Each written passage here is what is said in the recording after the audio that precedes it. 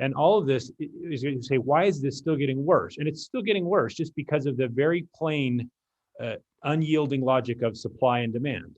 If we do things that limit the supply and the demand grows, then the cost of that thing will just go up and up and up and up and up. And when we look at accessory dwelling units, we see all kinds of little ordinances and rules and laws in place that limit the supply. Some cities say, well, yes, you can have them, but not if your street frontage isn't long enough. Others say, yes, you can have them, but only if they're less than 1,200 square feet. Otherwise, sorry, that's just our rule. We won't let you have it. Others say, well, yes, of course you can do it. You just need to reduct the vents inside your house so that the two parts you want to split off don't vent into each other. Others say, well, that's considered a duplex, so you need to follow those standards. There's just so many rules that stop people from being able to make an accessory dwelling unit. And many of these are homes that easily housed a larger family of 7 or 8 people, and we didn't think that was a problem. But now that the children are grown and there's only 2 people left in the home and they just want to rent the basement to 2 other people, now all of a sudden you have this huge list of rules to tell them that they can't do it. And the bill just tries to go through and find as many as you can of those little obstacles and take those out of the way and say, this is not a zoning issue, really. It's not a setback. It's not how big the house is. It's not how big the lot is. These homes were already approved and inspected for their size. And it's just who that homeowner wants to share their living space with inside their own home, and they ought to be allowed to do that. But the bill does cross over into zoning questions that cities usually do. So cities understandably are very concerned about that and have a lot of opinions about that. So that's been the main area of contention in the bill.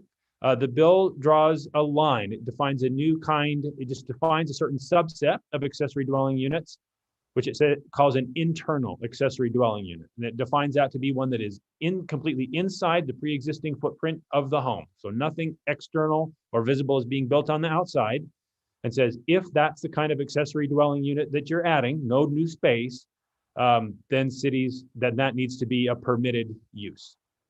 And it still is okay to draw some lines around that. After talking, for example, we have put an exception in that say cities may still require an additional parking space, and there's ongoing discussions about what other things it makes sense where a city might want to limit or forbid it. But many of those current limitations, like saying it has to be more than this many square feet or less than this many square feet, or there must be this much frontage, it will say a city can't deny it on those bases. So there's ongoing discussion. I'm hopeful to come eventually to an agreement where the League of Cities and Towns will also be neutral on the bill, but those are still ongoing discussions. But I think I have good support in the committee, and I'd be very happy to answer your questions or hear what you think I ought to know about it from the architectural perspective. And thank you. And to our attendees, I want to say, please chat your questions either to me or any of these panelists who are on your government affairs committee. And we'll start funneling these here to Representative Ward. Again, thank you for your time, though. I don't know if any of our government affairs committee members have an immediate follow-up.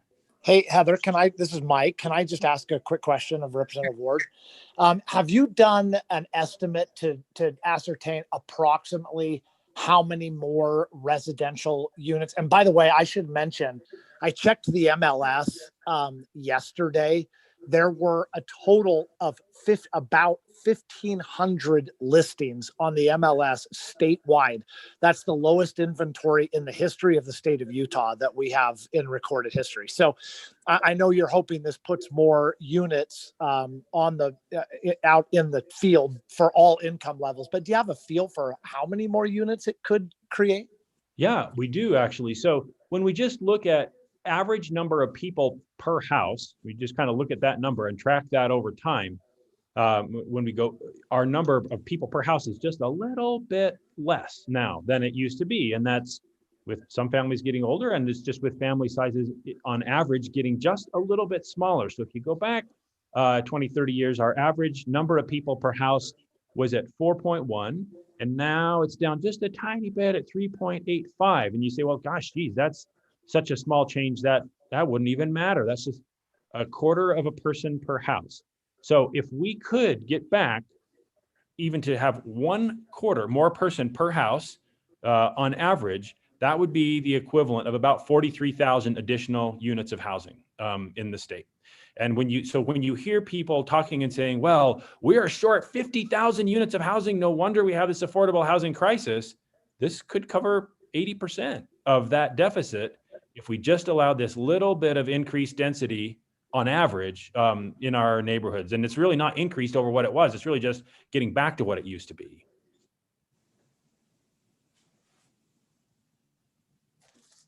It looks like we have a question from Soren Simonson. If he'll unmute here.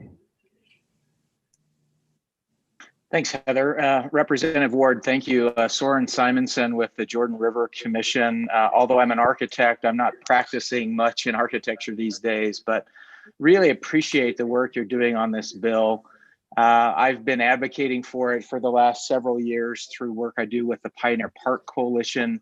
And I remember, probably a decade ago at a Congress for the New Urbanism Conference, hearing Peter Calthorpe and Andres Duany, two very prominent and influential architects in the US, talking about what the most important things that we can do in our communities to support affordable housing. And both of them said unequivocally, allow accessory dwelling units by right. I was on the city council previously. A shout out to my colleague, Darin Mano, who's running for re-election right now on the city council. And we worked around this issue, but it was really tough in Salt Lake City to get an accessory dwelling unit through. It took well over a decade just to try and find political will. So I know this is not an easy issue, but I lived in an accessory dwelling unit when my wife and I were college students.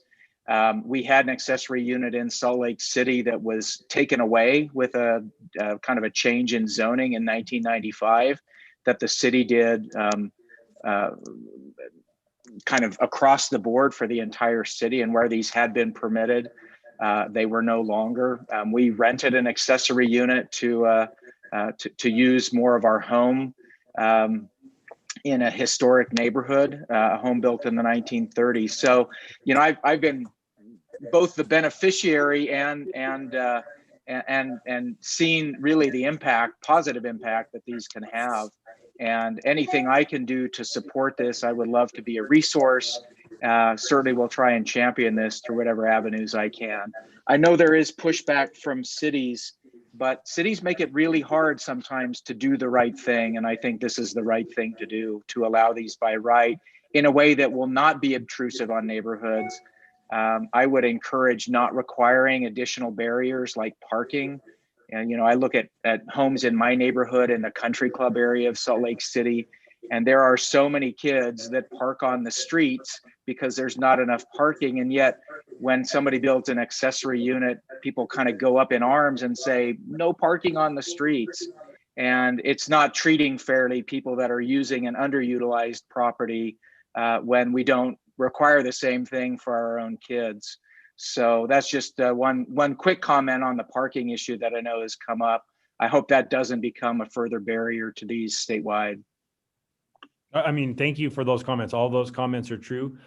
Parking was an issue that was important to some of the committee members that I include in the bill where it has to pass. And so that was one of the reasons why I put that exception in.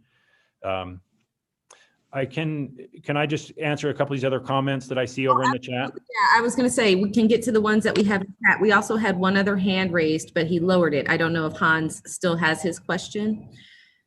Okay, so I see. No, Soren covered it. Thanks, though. Okay. Thanks for that, Soren. Get to the chat there. Thank you. One of these in the chat asks if it has to be owner occupied, and the answer is yes. So the bill is not meant to turn these into a duplex. In my mind, an accessory dwelling unit is not a duplex. And the difference in my mind is that an accessory dwelling unit still has the owner who owns the home, who is responsible for the home, and it's their property, and therefore also living amongst their neighbors and responsible to them, that still lives there. So my intention is not to say, well, every single family home can just be turned into a duplex being two families who live there who are not responsible for each other. So it does require owner occupancy, which I know is not an easy thing to check on. And so I'm happy to still continue in this bill and in the future to work with cities if there are other tools to make that more able to be enforced. But it's important that it be owner occupied. Okay, I don't have any other raised hands. We have a lot of conversation today, but I know you're also running other legislation this year where we might be a resource. Mike, I didn't know if you had any other prompts here today or any other items you guys specifically wanted to speak to. Nope, not on this. I'll just leave it up to Representative Ward to make sure he's said his piece and make sure everyone has asked their questions to him. The one last thing, because I do see there's another question over in the side, is about, did the building officials support my bill in committee? And the answer is yes, yeah. because I worked with them. So safety standards are not lowered because of this. Those are all still honored. Excellent. Thank you so much again for your time. Representative Ward, this is. Oh, go ahead, Warren. Heather, can I just, Representative Ward, thanks for the bill. We've known each other since BYU days. I'm so happy to see you so engaged in something that's so impactful in our housing market. And as a practicing residential architect, you can see the impact that this has of being able to reinvigorate our neighborhoods. And so it's exciting to see this discussion happening. And as Soren mentioned, it's something that has been discussed and bantered for many years on local levels. And so it seems like having a statewide support and legislative impact for this will be a big difference for our communities. Hey, Warren, this is Mike. Can I ask you a question for Representative Ward's sake? From a residential design perspective, if a bill like this were to pass and this were to make these interior ADUs, remember, we're not talking about exterior buildings, we're talking about interior ADUs. If this makes them a permitted use, and we're assuming then that it would become an increased usage, how would that have an impact on residential design? Do you think that people would start designing homes to be accommodating to an ADU? Do you think this would have an impact on how house plans are designed from the beginning, knowing, hey, I'm allowed to do this, and at some point I might want to? Can you just give a design perspective on that, maybe?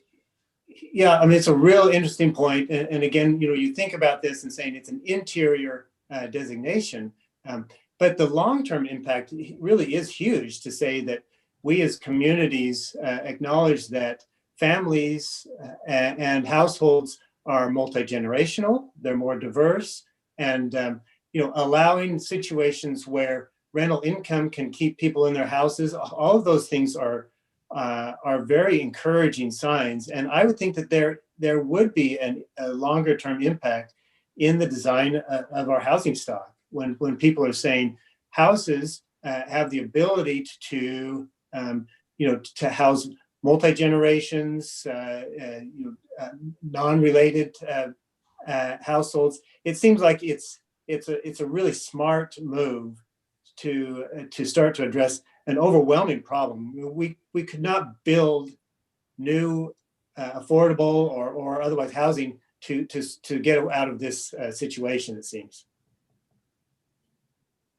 And based on the concerns that we hear, like from the League of Cities and Towns on this issue, I don't know. I mean, you'll forget in 2 minutes what I've ever learned about residential design, even though I've built a few homes in my life. But it just seems to me like if what you said actually comes to fruition and people start taking advantage of this on the design end, that the concerns about parking and noise containment and light, all of those other kind of code enforcement concerns and impact on surrounding neighbors.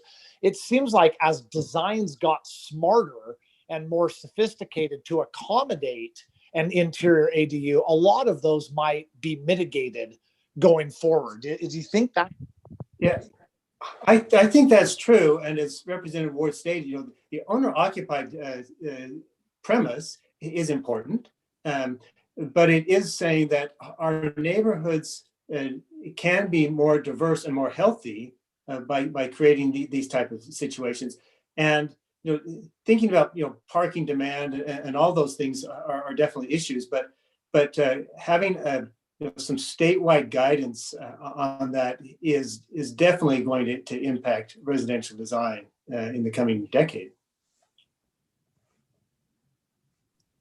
Well, this is an excellent discussion that I don't exactly want to cut short at all, but I do want to offer Representative Ward again our thanks for taking his time in this very unusual session to spend it with us. So we're very honored and appreciative, certainly supportive. And if you can use us as a resource as you with this moves forward, please reach out. All right, I will do that. Thank you so much for having me. Thank you so much. Yes, I'd like to move on really quickly. We were in the middle of some introductions, and maybe it's a good one for us to move into Darin again. As Soren kind of mentioned, your reelection, and I'd love it if you might introduce yourself to our membership. I think a lot of our members know you already, as you are a member of AIA Utah, and maybe speak to what's going on with you in your local politics here in Salt Lake. Thanks, Heather. Yeah, I'm Darin Mano. I own and operate Raw Design Studio. We're a now 8, soon to be 9-person firm in Salt Lake. I taught architecture and urban design studio courses up at the University of Utah for about 6 years, and I was appointed to the Salt Lake City Council last January when Mayor Mendenhall vacated her seat for District 5. So I applied for that and was selected by the remaining council members. Before that, I was on the Planning Commission, and I served on the Redevelopment Advisory Committee within Salt Lake City, as well as my local community council board. But I really enjoyed serving on the council. I think it is important to have architecture representatives on local government. We are doing quite a few things that will make a big difference in Salt Lake City. I like to think that Salt Lake City is kind of on the cutting edge of more progressive zoning, but we still have some, like the Representative Ward's bill would be more permissive in some ways than our current ADU ordinance already is. So we still have some things that we need to do and push. A couple of really big things that we're doing right now are overhauling the off-street parking ordinance, which would affect every single zone. And I think that that's overall really good, but there's a few things that I've noticed just from being a practicing architect where it'll make a few things more difficult, like small infill projects, office projects will require actually more parking than they currently do. So I'm trying to use my experience as an architect practicing in the city to make sure that our zoning ordinances don't have unintended consequences. We're also working on RMF 30 zone. Right now, RMF 30, unless you have a really big lot, is essentially a single family zone instead of a multifamily zone. So we are trying to overhaul that so that it can allow more multifamily dwelling units in a multifamily zone. And one thing that's gotten a lot of attention recently is our fleet block zoning. So that's an extension of the form-based code that is intended to extend through the granary. It's gotten a lot of attention for a different reason, because that's where the police brutality murals were painted on the old fleet building there. And so there's a different reason why it's been getting a lot of attention, but it has gotten a lot of attention, and it's a zone that would be a pretty intense use and intended to go throughout the entire granary.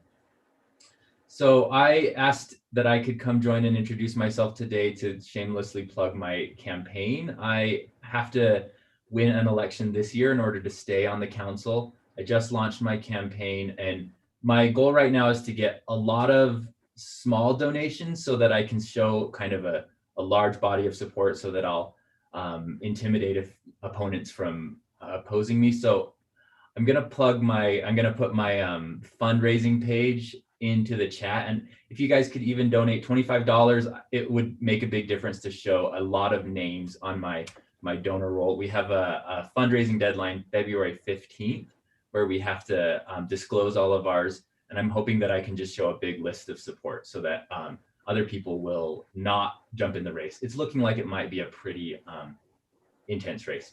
I know there's a lot of other things on the agenda. I am happy to answer any questions on city council business if there are. Well, I'd love to just jump in and say, Darin also participated with us. When I say us, Phil Hatterley, your president, who we will introduce in just a moment, Robert Pignon, and a few city staff from Mayor Mendenhall's office were discussing exactly the type of things that you just brought up about how we could be locally active as AIA members to participate in solving problems and guiding discussions, or offering best practices around things like the fleet block, and how we act activate Pioneer Park and how we are good neighbors here in our new neighborhood. So we certainly want to work hand in hand with the city, especially as we celebrate our 100th year this year. And it's a great segue, by the way, that you provide for by way of your reelection campaign, in that AIA Utah has a PAC. This is normally the event where we make our PAC requests. You are not restricted by amount or by company in Utah for donation. We just cannot give donations to legislators during session. So we can't write checks right now, but we can still collect money so that we might give to campaigns in the future. And so I will suggest that you please contact me, hwilson@aiautah.org, or call the office. And also on our website, we'll have the PAC link up here by the end of today. We have a government affairs committee page that I'll also share, where we have our tracking sheet, and you can keep up with all of these things. I want to take a moment here to introduce Ann Law, but right after Phil. So Phil, I'd like you to say hello, our president, who we've just jumped right in here today and had to get right to business. And then we'll kick it over to Ann. She can give us a national kind of overlook, and we'll come back here locally here and start to dig into our tracking sheet and talk about the rest of our issues. Yeah, thanks everyone for your efforts with Government Affairs Committee and everyone else for joining this morning to find out all the issues here related to our profession and to fight for issues that are important to all of us. We are just kicking off our 100-year kind of year here, and we're planning events for later on in the year. Our theme is connect, collaborate, and celebrate. And this process, even this call today and everything that we're doing, connecting to city councilmen, connecting to our representatives, is all kind of part of that. So yeah, I'm here for y'all, and I think my email is on the website, and just here to help however we can. Excellent. Thank you, Phil. And then, yes, I'd love to offer, if there are any questions for Darin really quickly, but also to say he is one of our members, so we have a direct line of communication and can often be in touch. So I think your accessibility, by the way, was very helpful in that meeting, and I appreciate you taking your time out of the day to be a part of it. Oh, looks like you've got your first donation too. Can I just talk in again, Heather? I just want to echo that trend, that what we're seeing, legislative impact that impacts all of our communities, and you can clearly see where municipalities and local government, people that are understanding local government issues have such a big effect. So Darin, thanks for for doing the hard work. We know it's a lot of effort. And it does make a difference in our community. So yeah, I encourage everyone to support Darin. Thank you. And now to Ann. Good morning, Ann. Excuse me. Good morning, everybody. It's a pleasure to be here. My name is Ann Law, and I'm the Director of State and Local Policy at AIA National. The State and Local Policy team is comprised of two people, myself and my colleague, Michael Wynn, who some of you may know. We work closely with state component executive directors like Heather to plug them into efforts at the state, at the federal level, and also to keep them apprised of policy trends at the state and local level, as well as our new proactive policy campaigns. Heather, can you put up my PowerPoint presentation? Or you can hand it over to me? Yes, I think I've made it so that you can share your screen. Okay, give me 1 second. Before, as Ann gets that, by the way, I'll just say it's been a pleasure to work with Ann over these years with AIA National, and what I consider one of our strongest relationships as a chapter is our conversations with AIA National and their accessibility and flexibility. So I appreciate Ann putting this together for us and taking her time this morning from the Eastern Seaboard. Thank you. No problem. And I would also like to thank you guys. Heather and RK have been instrumental on helping us and the other state components who are dealing with the interior design issue across the country. And so what happened in Utah has been very informative, and they've been great about sharing their best practices across the state. So I'm going to try to quickly go through this presentation. As many of you may know, last year, the AIA, I'm sorry, AIA developed an architects platform. It was launched right before the political party conventions. So it was developed by the AIA's board of directors with input from knowledge communities, state and local components, and board members and leadership, and it was approved by the board. So it is, there are a number of different pillars, and now I'm just going to go through some of them. Some of them may apply, and their state and local components can use them to adopt adopt them to their state and local policy, use them in developing their state and local policy agenda if they should choose to. But we understand that in certain jurisdictions, there are issues that may not resonate as widely in that specific state. So for example, the first one is climate action, but there are things here that are still applicable universally, like transforming energy usage to save money and also to create jobs. These are some of the items that we will be working on at the federal level. The whole goal here is to try to coordinate the effort and make sure that architects have a universal voice across policy issues at the federal level, the state level, and also the local level. So these are just some of the items that some states and localities may try to adopt at their levels. So, but we will be focusing on things like energy efficiency in buildings, promoting renewable energy, and embracing the zero code. Zero code sounds interesting. So that is a campaign that we are trying to develop at the state and local level, so I can go into that in a little bit more detail. On this slide, there are things like, embracing the 2030 carbon energy, the 2030 challenge for embodied carbon, and also the historic tax credit. Some of our state and local components are working on historic tax credit issues, trying to implement a statewide tax credit, because of course, a building that's already built is produces less carbon than taking the building down and building a whole new one. So the future economy is the next pillar. These are some of the things that we're doing across the country with regards to the federal level, but some of them may resonate at the state level, or you have similar provisions that you may be able to adopt. And I think some of you guys mentioned affordable housing as an issue. So some of our components are focused on that as something that they want to take up under this pillar, healthy and equitable communities.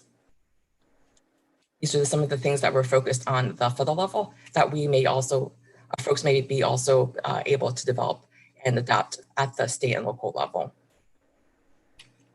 So I had mentioned the state and local legislative campaigns. We are currently focused on working collaboratively with state and local components. We're interested in adopting the zero code. The goal is to bring together a small group as a pilot program and work collaboratively with them to create campaigns and materials and other components that other components can then use. So there's some components that we're working with currently. So this is to adopt the zero code as an optional stretch code. And so the idea is to be able to work more proactively, because in sports, the best defense is offense is a good defense. And so I think this is also an opportunity for architects to get out in front of the legislators and show that they're a leader on certain issues. I understand previously most of our folks have been reactive to issues, and so they've been responding to what is out there. So I think in order for us to build better relationships with our legislators at every level of government, we can be more active and show that we're leaders in certain issue areas. So as you all well know, that there has been outreach to the Biden administration already through the transition process and now currently. So this is just a couple of things that we've been doing prior to them coming on board. We submitted letters to the various agency heads, and now we're working with the newly appointed appointees at those agencies.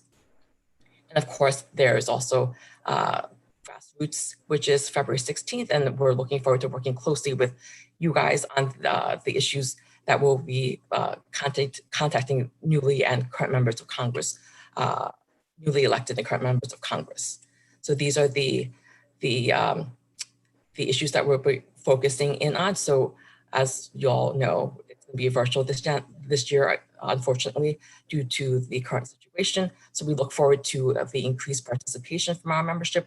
I believe all across the country, there's about 500 people who have signed up to reach out to their members. And so the issues that you will be focusing on are green building infrastructure, the economic recovery and climate action, and also building back better with regards to responding to the COVID crisis. I am more than happy to answer any questions that folks may have as best to my ability. As I indicated before, I work collaboratively with our federal colleagues, but that is not my primary focus. Yeah. No, Anne, I think you've given us a great overview of the policies and the goals of our current board, which obviously continues on the work of our previous board. We've got quite an institutional history. We've been working on a lot of these things for a long time. And so I think it's good for us to see as a local chapter how our strategies are fitting and nesting into the national policy structure. But yes, if there are any questions perhaps around those policy structures or like how we are enacting them, I think Anne can speak to those. Otherwise, I think we can maybe direct some questions back toward our lobbyists here too, to kind of see how these things that we have locally might connect with our federal agenda. Are there any questions for Anne this morning? As we wait to see whether or not some questions are coming on board, the two things that we are tracking nationally across the country are sales tax on professional services. I know that you guys have dealt with that situation last go around, and you probably are not going to be seeing it in this legislative session, but a lot of your colleagues are not as fortunate. Due to the COVID crisis, there's state deficits across the country, and a lot of folks are trying to increase revenue. And the other issue that we're working on and tracking legislatively is that occupational licensing reform is a huge issue across the country. Folks are looking to try to ensure that people who are licensed can move across jurisdictions. And so I just be aware of some of those bills. There was a universal licensure bill passed in Arizona 2 years ago, or I don't think about a year and a half ago. And so it allows for anyone who's licensed in the state to come into Arizona and then become automatically licensed there. And so I understand that there are various provisions that are moving across the country based on that model. And we're seeing a trend in Utah of relaxed licensing requirements and or expansion of scope in virtually every profession.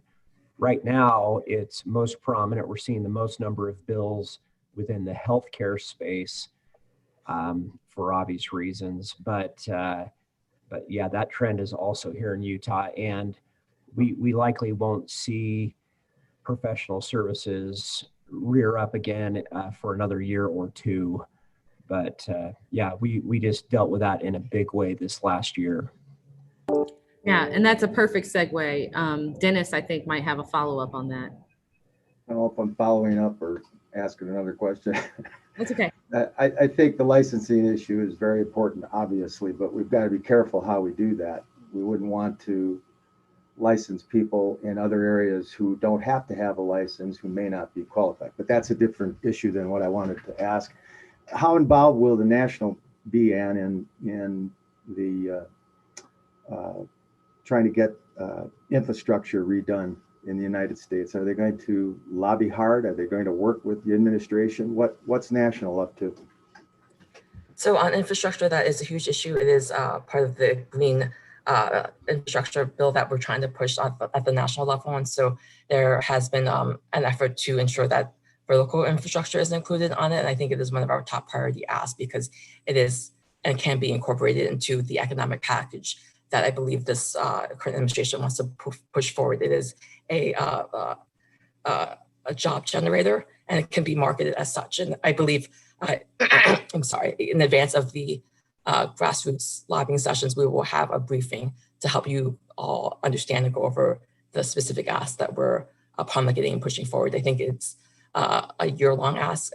You know, who knows how how long the process will take for this new COVID relief package to move through this Congress, but it's something that we're going to be continuing to focus in on. But I would encourage you all to also focus in on this issue at the state and local level as well, because I think it is important to ensure and to get the state and the local components involved. I know you guys don't have a local component, but it is an issue that is important because infrastructure is not just at the federal level, it's also at the state and local level. And one of the things that we want folks to be cognizant of is that if there are budget cuts, I know I'm not quite sure of the financial situation in your specific state, but if there are budget cuts, things that will be cut are the capital budget. And so and continued investment is very important, and it is a job creator for us all across the board, at the federal level and also at the state and local level. I hope that just to follow up on that, Anne. Yeah, Anne, hi, Mike Ostermiller. You just met Chris Kyler, my law partner.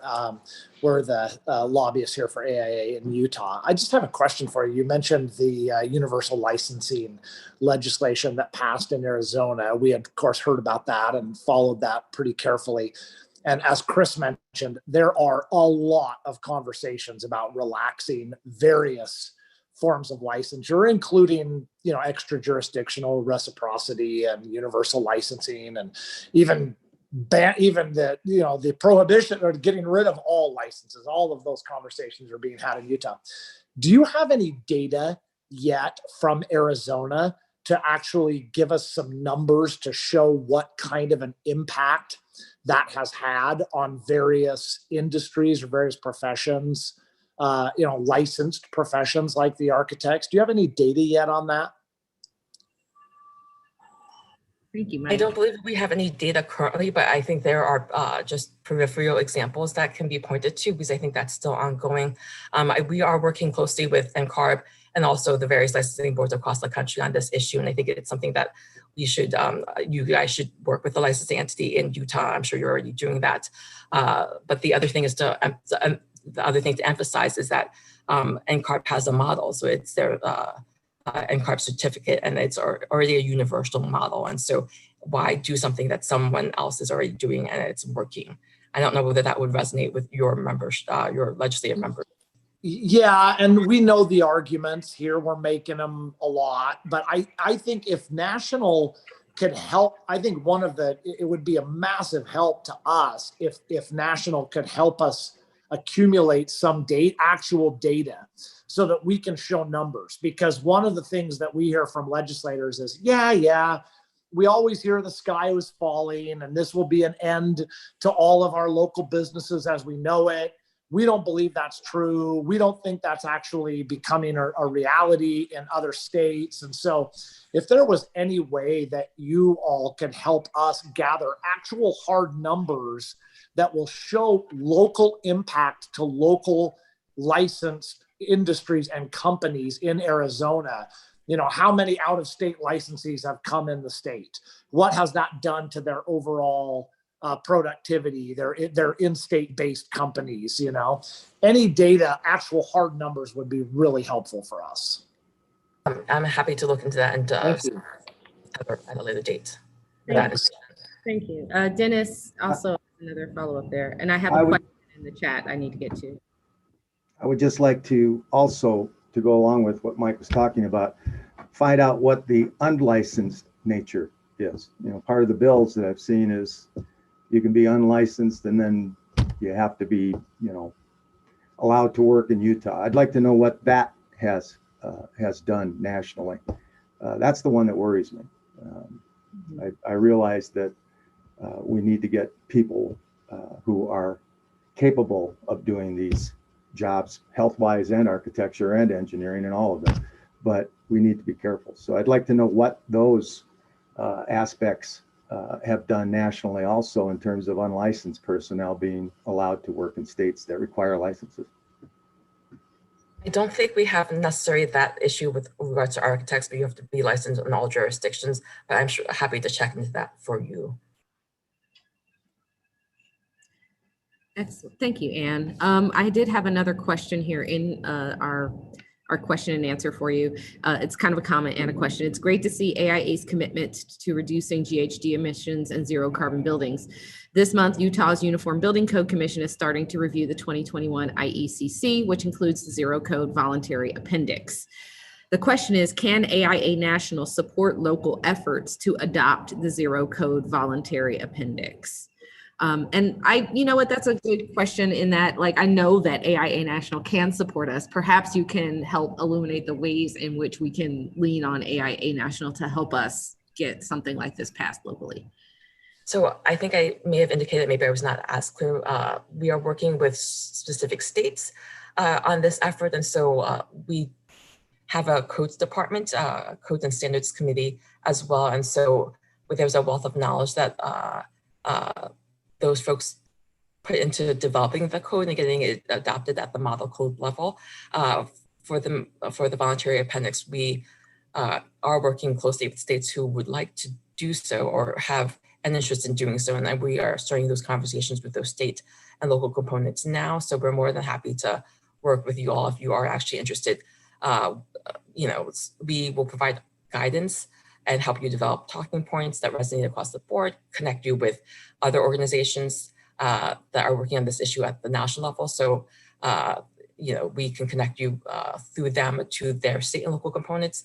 And so AI has also put together a presidential task force of sorts. So there are organizations across the country with a national presence, like the engineers, the landscape architects, and some other groups, some focus primarily on energy efficiency issues that we can also connect you with to establish a local or state coalition to work on this issue jointly. So those are some of the efforts that we can do or put you in touch with. The drawback is, as I indicated, we are short-staffed right now, and we only have 2 people, so I think capacity is an issue. But if you all want to jump in and do this, we're more than happy to help guide you through that process. We are, as I said, looking for people to be a part of this pilot process, and we're looking for 3 to 5 components that we can work with. And so your pilot, we understand it's a multi-year approach, possibly, and depending on the political situation on the ground,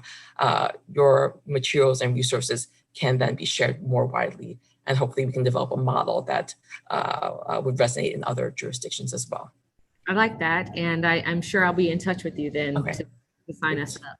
I want to thank you again for your time, and I appreciate it. I think we've gotten to all of your questions, and it was a great segue, by the way, because I want to point out that we have Allison Lewis from the ASLA, the Utah chapter of the ASLA, here on the line.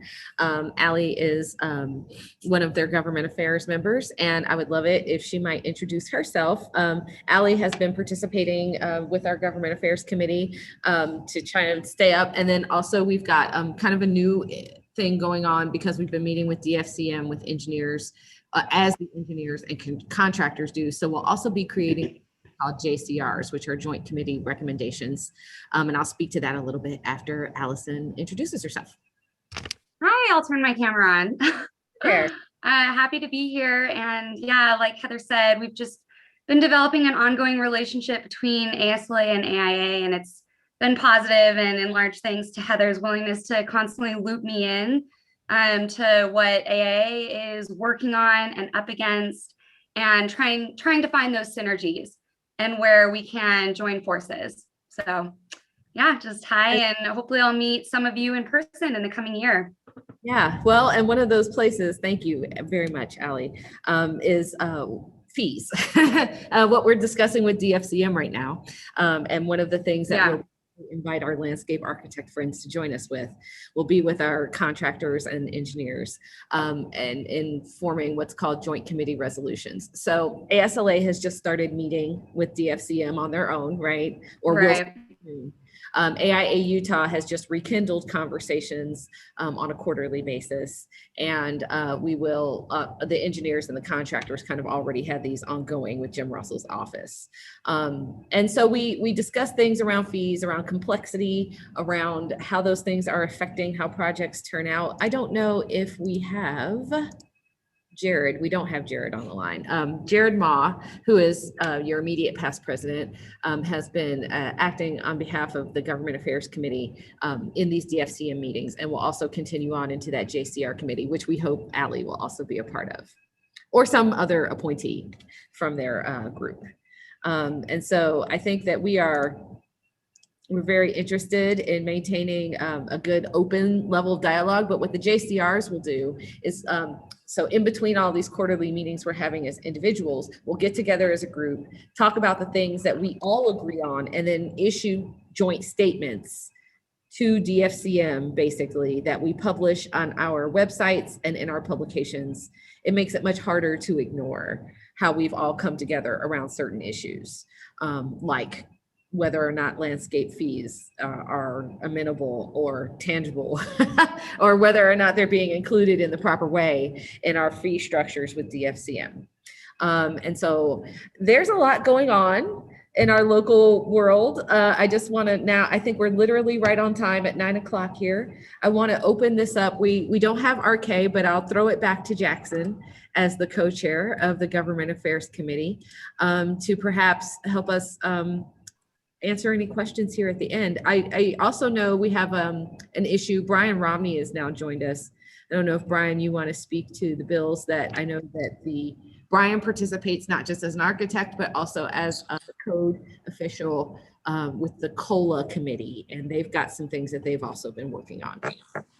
And Heather, before Brian speaks, just so that you're watching out, Representative Stoddard is going to be joining us any time now to talk about his unreinforced masonry concrete structures bill for just a minute. So just kind of watch for him as you have others talk. And if everyone will be flexible when he comes in, I'll just allow him to speak. Thank you. That's great. Thanks, Heather.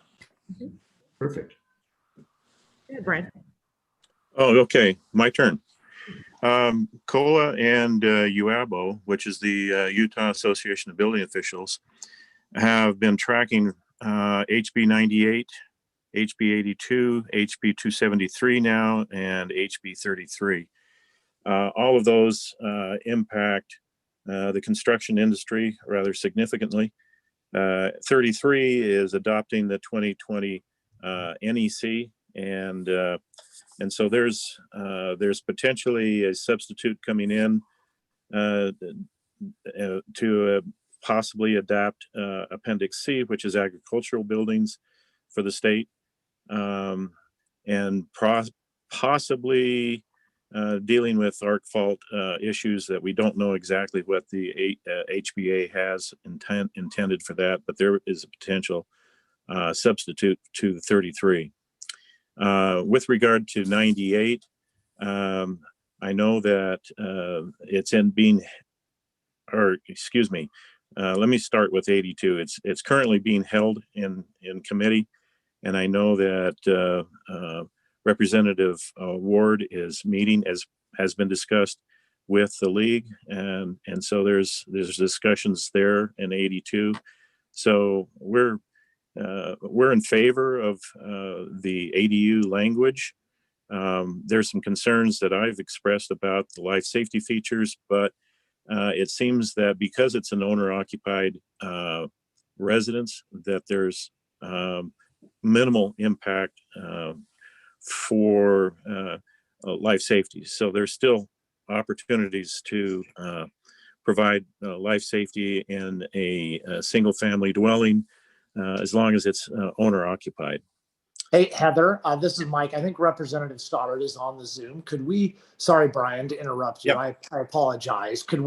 Heather, could you go to Representative Stoddard and have him just introduce himself and then talk about his unreinforced concrete bill for just a minute? Okay. I think I've just unmuted. I think asking to unmute the phone number. Is that the phone number? Mike, you're muted now. I think it probably is. Representative, are you there? Can you hear us? I've asked him to unmute, but he's going to have to unmute himself, I think. Hello.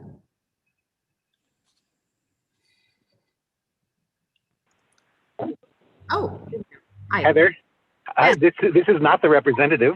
Oh. So I Okay, just wanted to let you know. never mind. Are you his intern? No, Oh, okay. I am not. I am an architect. Oh, okay. Well, I'm getting a text from his intern saying he's on or she's on the call. Okay, maybe I can identify which name it's under because I don't see, it may be Daniel Little. Okay. Yeah, I think it's Daniel. There it is. Uh-huh. Got it. Can you hear me now? Yes. Okay, Thank you. can you see me too? Not yet. Okay, let me see.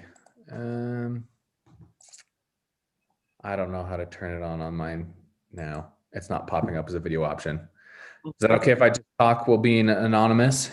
We'll let it, this time, we'll have to. Just this time. Next time I'll get it figured out. So my unreinforced masonry bill.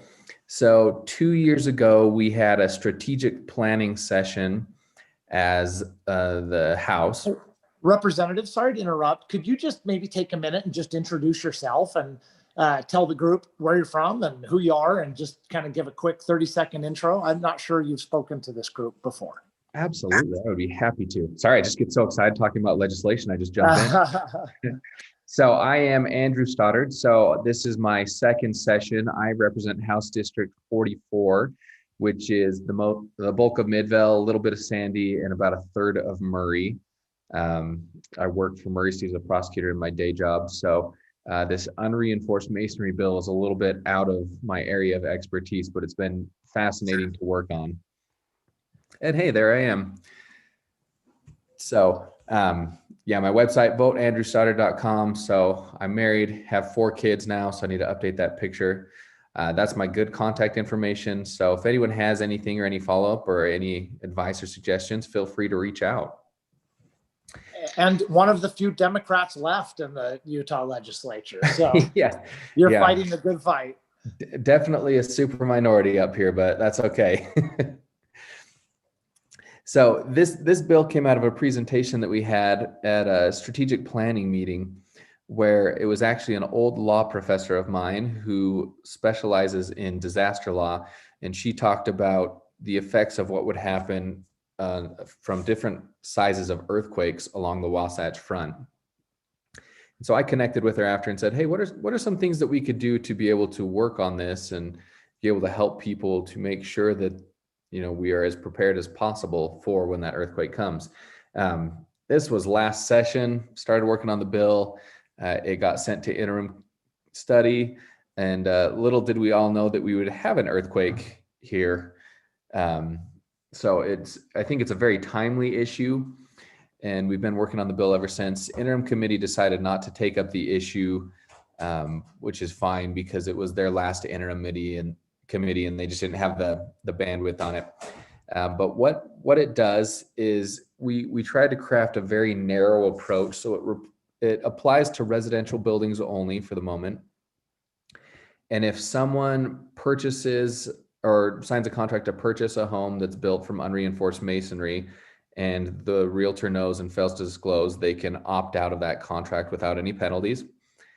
And then on the rental side, if there's a renter who's renting a unit that's in a building that's unreinforced masonry, then they can either terminate their lease if they didn't know, or they can file a complaint against the owner of the building if they had knowledge. And so what we wanted was something that was a light-handed approach to try to just bring awareness to these issues that these buildings are extremely dangerous in terms of earthquakes, and try to make it so that, you know, these are things that people start to think about as either they're renting or they're purchasing, that they may have to make significant investments in them to make them safe. I meet regularly with geological scientists and understand very little of what they talk about, but they're very much in support of this bill. I've been working with the Utah Seismic Safety Commission, and I'm very interested to see where it goes. So. Well, thank you for the overview. I think we've discussed this bill at our table, and we of course agree that this is it's an approach that gets us started in this conversation as professionals who are licensed to protect the health, safety, welfare of the public. Of course, This is deeply important to us. I don't know if there are any other ways that we can be a resource as this continues, but we certainly want to extend ourselves. And Jackson, I don't know if the committee maybe has any other thoughts on this. I would say it's a great way to get knowledge out to the public, especially those who are in those buildings. So thank you. Yeah, especially the rental aspect. So we'll certainly be in support of this as it moves forward. Well, thank you. And I think for now, the bill hasn't been assigned to a committee yet. I've got a couple other bills I'm trying to push through, and then I can focus on this one. But I would love any contact you can have with your elected officials, your representative and your senator. That's always beneficial so that the issue's on their radar and they know they have constituents that support it. You know, I've talked with some of the other groups too, and they were thinking of writing an op-ed. If your group want to do something similar, I'd obviously welcome that. But I think really what I hope to do with this, you know, even if it's not going to pass, is that it raise just a higher level of awareness. Excellent. And it's 214 is the bill number. I don't remember if I said that. Okay. No, I will add it. I know it's on our tracking sheet, which again, I've shared it in the chat, but if anyone would like to go to AIAUtah.org, if you scroll down to the committee's page, you'll find the link to our tracking sheet with the Government Affairs Committee. Kind of piggybacking on what you've just said, I'd love to point out to everyone here, and this is kind of, I guess, nice that we're doing it in a digital format. I hate not being able to see everyone over breakfast the way we normally do. But I would like to point out that this is how you find your representatives. You can go right to le.utah.gov, go to legislators or bills, as he's just noted his bill. You can find a bill either by the representative's name or by a list of bills for the year. But if you'll come here to the legislators, you can find your legislator by address and map. And I would hope that if you haven't identified who your representative is, you take the time to do so, especially in this very unusual session. We've got an unusual opportunity, I suppose we could see it this way, to make personal contact with our representatives in a year where we're not going to be able to really go be face to face with everyone or accept, you know, conversations from the floor or things of that sort. And so the most important thing that you could do after this meeting would be to reach out to your representative personally to say that you've heard these bills or these presentations, and these are the things you're concerned about as one of their constituents who maybe is an employer of X number of employees or who is the owner of X number of businesses. These things really matter to the people in your district that are vying for your votes and your attention, because they are dedicated, hopefully, to providing services to us as citizens. I would like to second that, Heather, that I personally have had that opportunity to reach out to my representatives, and they're almost always willing to call me back, chat with me, talk through items that are a concern. And so reach out to your representatives, you know, especially when, you know, you've got something important to discuss. They'll often reach out, and I don't know if Mike would also second that, but I think that's very helpful for us as a committee and for helping our profession. Not just helpful, invaluable. Invaluable. Yeah, it's critical. Well, and literally the heart of what we do. As I mentioned, we have a PAC. It's not the highest funded PAC in the state. You can search the Utah lobbyist.gov website and see reporting on who gives what. And we're not necessarily at the top of the list. But I'll say that we can get our foot in the door for conversation because you represent respectable and quite highly actually respected parts of the community, creative thinkers, responsible members of society who your representatives do want to hear from. And so they consider you somebody they can trust in conversation, and we build on that. And part of that trust comes from our initial outreach. I would really, again, encourage everybody to just introduce themselves, and you would be surprised, as Jackson has mentioned, at the the type of reception that you might get in the conversation that would ensue. I have one last question actually in here from Nancy. I don't know if Representative Stoddard is still on the line, but there is a question about how would the URM disclosure requirement for residential buildings impact the availability of affordable housing? I mean, that's a fantastic question. So the way we've structured this bill is very similar to the methamphetamine manufacturing disclosure. And so really it's the goal of the bill is consumer awareness. I'm very sensitive to the fact that we have an affordable housing crisis in our state, and especially in the Salt Lake Valley.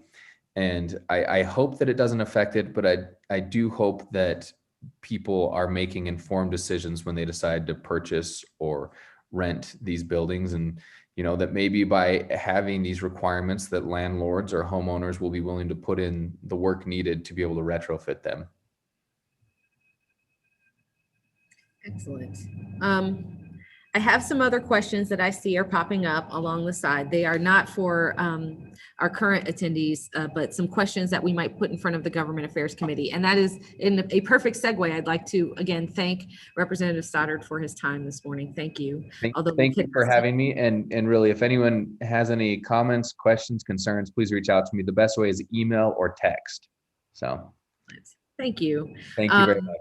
Yeah, again, thanking Ann Law for her time, our lobbyists, Mike and Chris, who didn't actually get a chance to introduce themselves properly. So I kind of want to give you a chance to do that here at the end and tell us a little bit about what you do. Obviously, I think we get a grip of what you do here by this conversation. But if you'd like to just quickly tell people how we interact with you.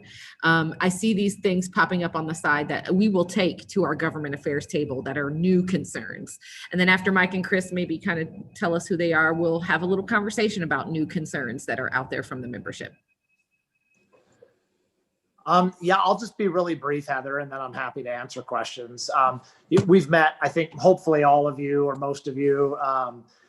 Mike Ostermiller and Chris Kyler is my law partner. We've been practicing law, specializing in government affairs and legislative advocacy here in Utah for over 20 years. We've represented the AIA for a long time. I'm going to say 15, 16, 17 years, something like that. It's been a long run with you, and it's been our pleasure to do that. Our job is basically to help further your interests on Capitol Hill, and we do that in a variety of ways. We read every piece of legislation, all the bills that come out, and try to glean from our reading of those bills. And by the way, it's about 1,200 bills a year with amendments and substitute versions of the bill. So it's a lot to go through. Literally, when I left Chris Kyler's office late last night, he had a cardboard box full of bills that the Capitol had printed that he was going through before he could go home last night. So that's a big job. And what we're looking for is just any legislation that might impact your industry. And that could be small business issues. It could be healthcare issues. It could be human resources issues. It could be tax issues. And it could be, of course, urban design, building funding, budgetary issues.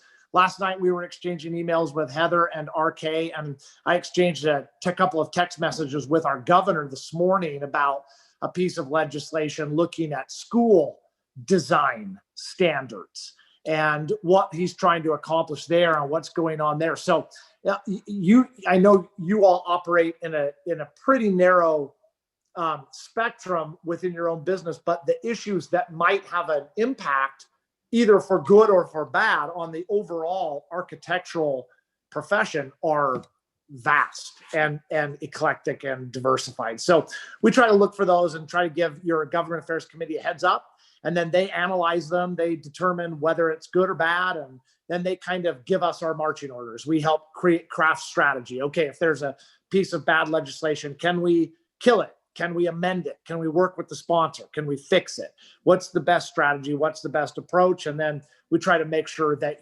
Heather, especially, who is phenomenal, and the rest of your committee always has a seat at the table on those issues to give your perspectives and insights. And that's pretty much what we do and try not to stroke out and die a young death while we work 100 hours a week here during the month of February. That's pretty much our role.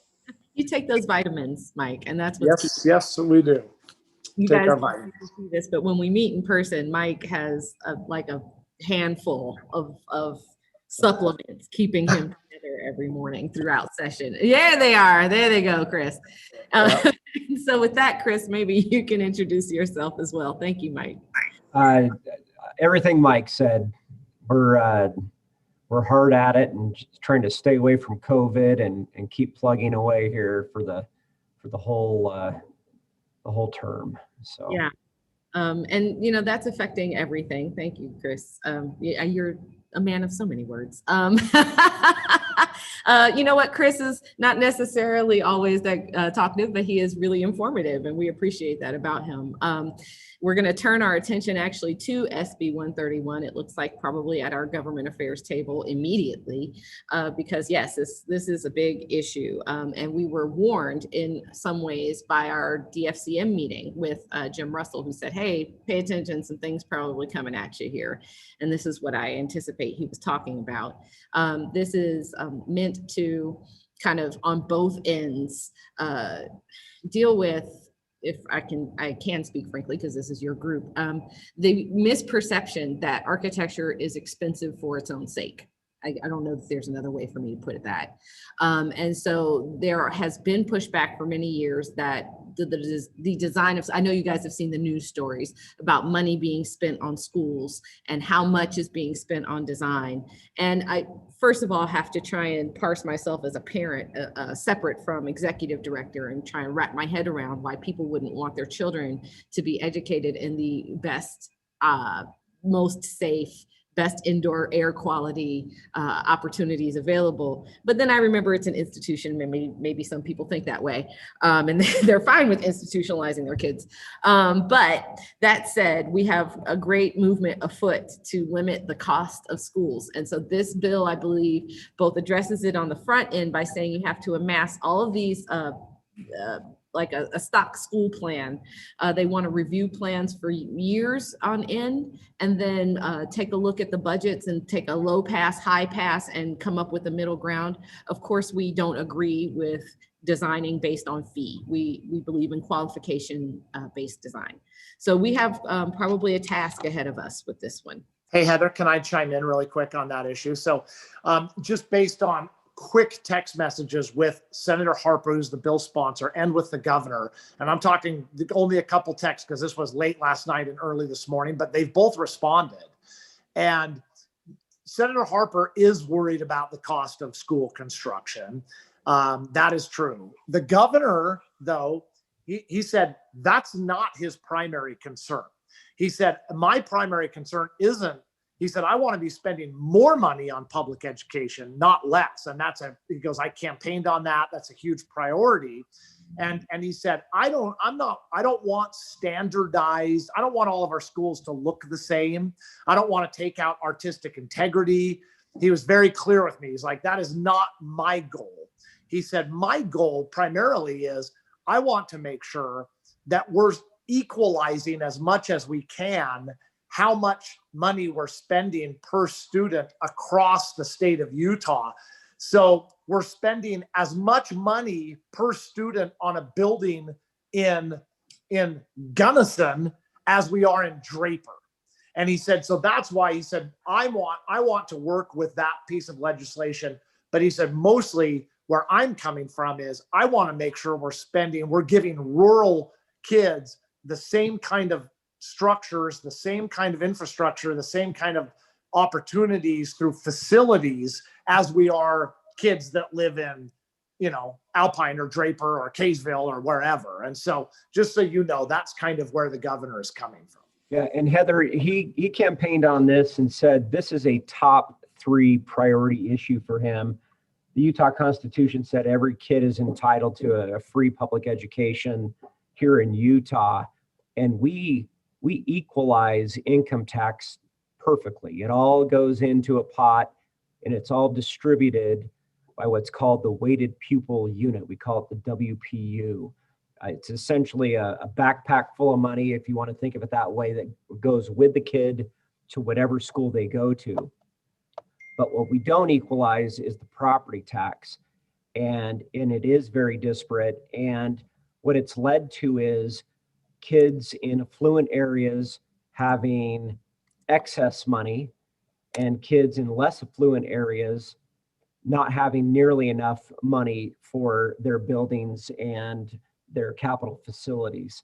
And then when you drill down deeper, we see that the biggest impact in the disparity and inequality is in rural Utah and in minority communities. And that's not right. And so that's what that is a top priority for Governor Cox. And this school bill is one step. Another step is the concept of property tax equalization. And I think everybody recognizes you can't put the genie back in the bottle with property tax because those levies are voted in, property values are what they are. And there's no way to take from one district and give to another politically. There's not the political will to do that. But what they can do, and what I think they're going to continue to try to do, is to say, okay, whatever you have, but from this point going forward, as communities grow and as communities appreciate, we're going to take that growth and appreciation, and that will go into a pot much like our income tax, and that will be equalized. So slowly we'll get to a more equal amount of funding for each district on the property tax side too, which is a big component, especially considering what's happening with online education as well. Access and affordability to the online resources is another big deal that is funded out of that same pot of money. So that's why this bill has come up, and you'll see more like it, and you'll see some property tax equalization efforts. And that's where all that is coming from, in an effort to better balance and better serve the minority communities and the rural communities and provide more fairness. So thank you, Mike, or Chris. I want to get to, we have lots of things flowing in. As you were talking, Jeannie, you may see here over on the side, has some comments about how this bill is currently drafted. My question back to both of you perhaps is, how much room do you think we have to discuss, obviously, the things that we would have the biggest heartburn with that are currently in the text? Well, yeah, I think we can help you take concerns to the sponsors. And then just remember that really the point of the bill is to create a later discussion, right? And gather so intel. To gather information in order to facilitate future conversations about the subject. So even outside of this session and outside of this bill, I think there will be opportunity for us to get you guys at the table. And if that's the case, I think the type of things that we might want to bring to the table then are less about just the funds. See, because it's the part that's focusing on just the money that makes us feel like it's just the money that they're worried about. So if we were to able to put other things into the conversation that we'll be discussing, like evidence-based design on raised test scores by better design in buildings, then we could put that on the agenda for discussion. So if there's room for that type of thing, which we have great depth of study around, I'd like to maybe introduce these concepts as things for them to consider alongside the budget. Yeah, I think that's exactly the sort of evidence and information that they're looking for post-session. That's what the legislation is designed to get. So I think there will be those opportunities for sure.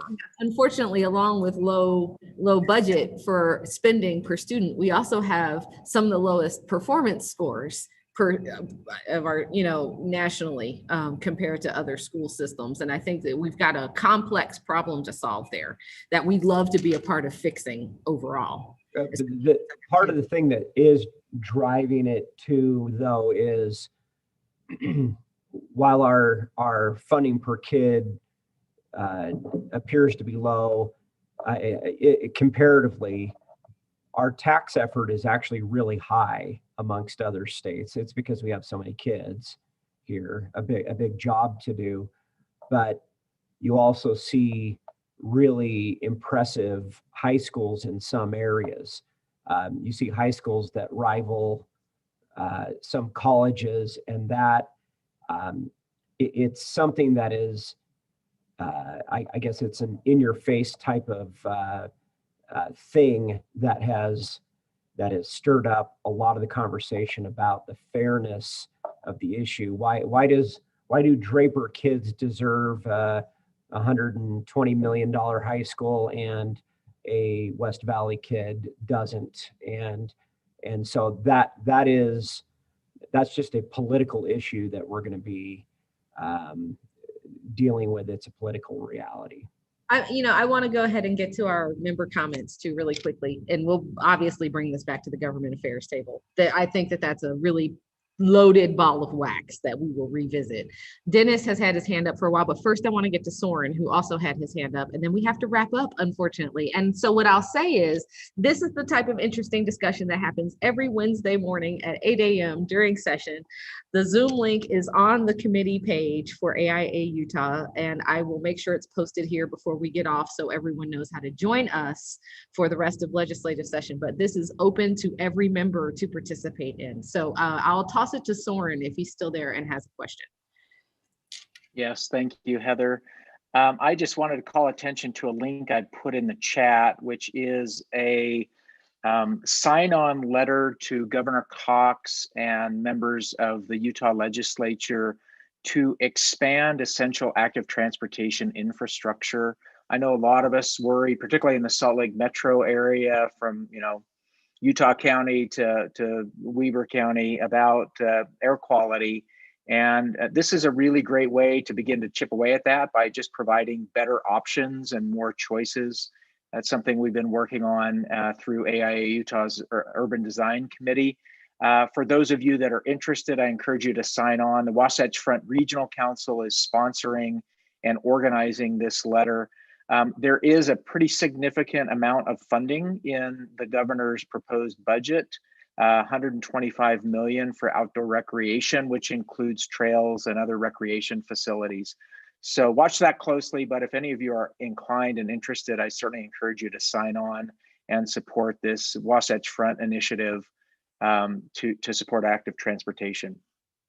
Thank you, Soren. And thank you for being so patient as we got back around to your comment. I appreciate that. Yeah, no worries. Yeah, and then Heather, this is Brian. I got cut off before. Yes. At some point, I want to get back to a couple of things. Okay, we will totally wrap up then. I just want to catch Dennis really quickly then. Thanks for catching.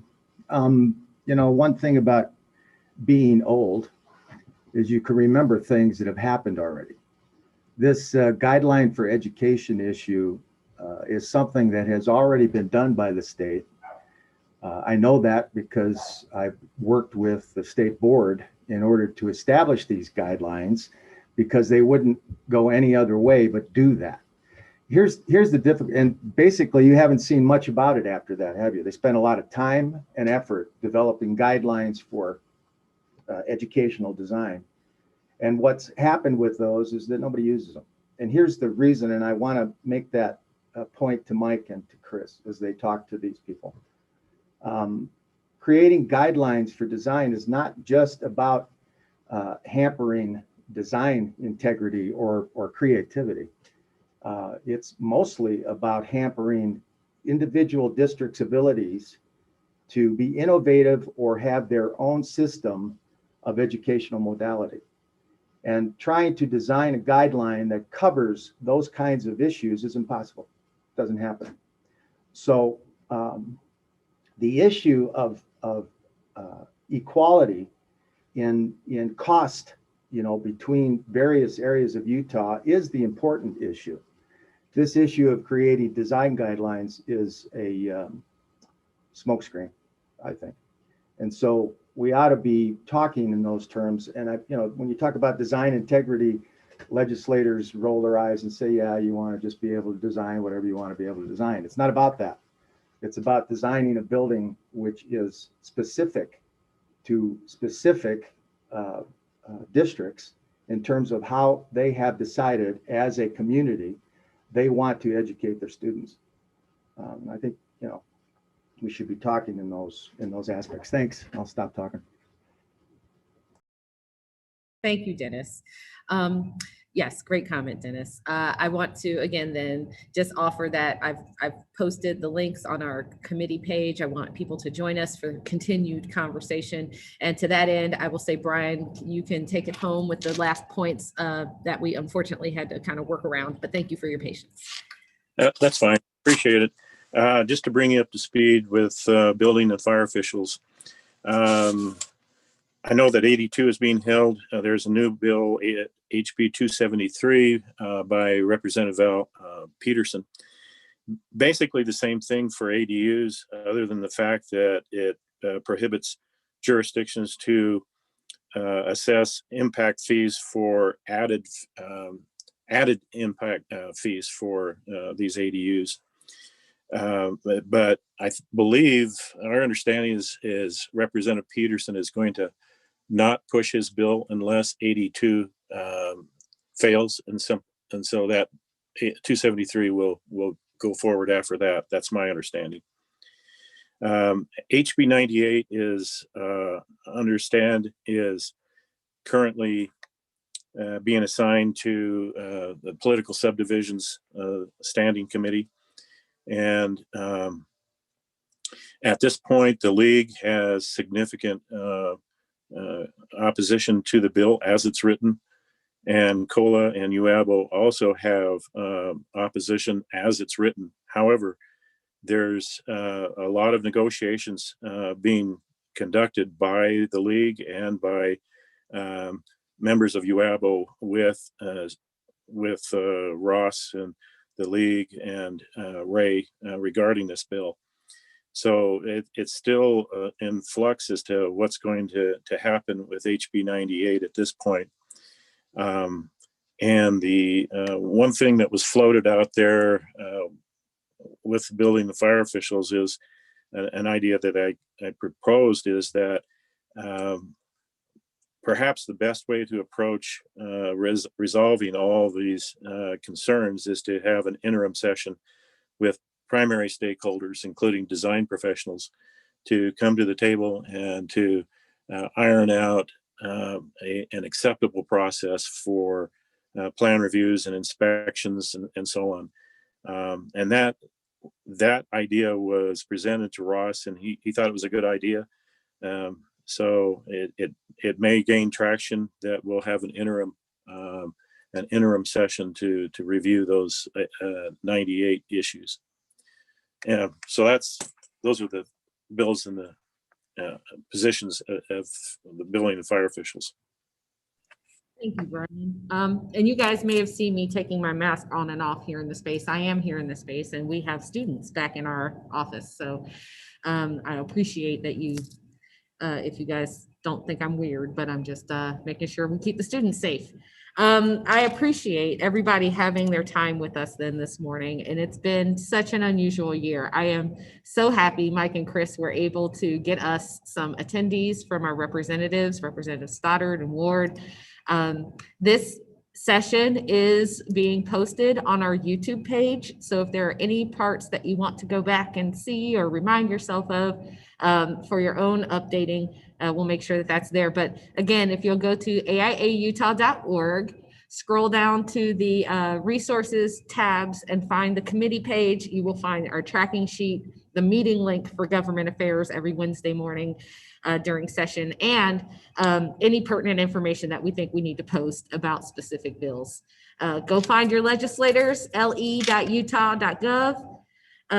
Don't forget to donate to Darin Mano's campaign. We appreciate and want to support any of our members who want to run for office. And I want to recognize Tom Jensen, who was on this call and has served as a planning commissioner, I believe, or city councilman, excuse me, in Ogden. So we've got some members who are out there. Join a commission, join a board, join a city council, join the House or the Senate. We had 3 representatives that were architects when I arrived here in 2011. And I would love to see us support other candidates for office as we move forward. So please, if you know anyone who is interested or we should support, let us know. Otherwise, I'll wish you a happy Wednesday and off to the rest of your day. I really appreciate everybody taking your time to join us this morning. Thank you very much. Thanks, Heather. Thank you all. Have a great afternoon. Appreciate you, Heather.